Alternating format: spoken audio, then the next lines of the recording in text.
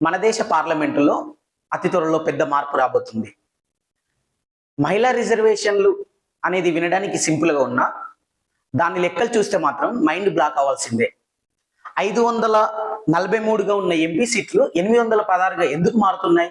దీని వలన తెలుగు రాష్ట్రాలకు లాభమా నష్టమా ఒకసారి విశ్లేషిద్దాం. ముందుగా కొంచెం వెనక్కి వెళ్దాం. 2023లో నారీ శక్తి వందన్ అధినియం అనే ఒక చట్టం తీసుకొచ్చారు. దీని వలన మహిళలకి లోక్సభలో 33% సీట్లు ఇవ్వాలి.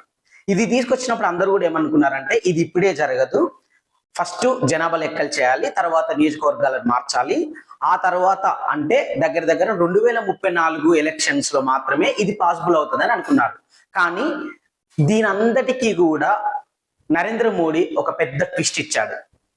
ఏంటా ట్విస్ట్ అంటే, మేము 2034 ఎలక్షన్స్ దాకా ఆగము, 2029 ఎలక్షన్స్కే మహిళా రిజర్వేషన్లు అమలు చేస్తామని ప్రభుత్వం సంకేతాలు ఇస్తుంది.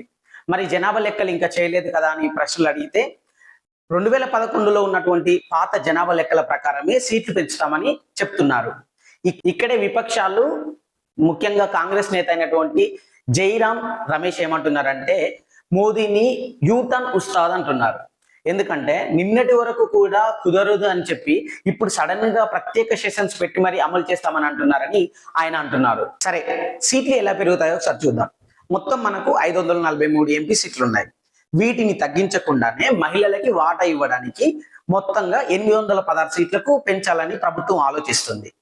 ఈ 816 సీట్లలో 273 సీట్లు పూర్తిగా కూడా మహిళలకే కేటాయించాలని నిర్ణయించుకున్నారు. దీనివల్ల మిగిలిన 573 సీట్లన్నీ కూడా మేల్ లీడర్స్ ఉన్నారు కదా, వాళ్ళందరికీ ఇవ్వచ్చని ప్రభుత్వం ఆలోచిస్తుంది. కానీ ఇక్కడే అతిపెద్ద ట్విస్ట్ ఒకటి ఉంది. అదేంటో తెలుసా? జనాభా తారతమ్యం. మన దేశంలో ఒక నిబంధన ఉంది, ఎక్కడైతే ప్రజలు ఎక్కువగా ఉంటారో అక్కడ ఎంపీ సీట్లు ఎక్కువగా ఉంటాయి. ఇప్పుడు ఈ 816 సీట్లను పెంచితే జనాభా ఎక్కువగా ఉన్నటువంటి ఉత్తరాది రాష్ట్రాలకు ఎంపీ సీట్లు ఎక్కువ అవుతాయి.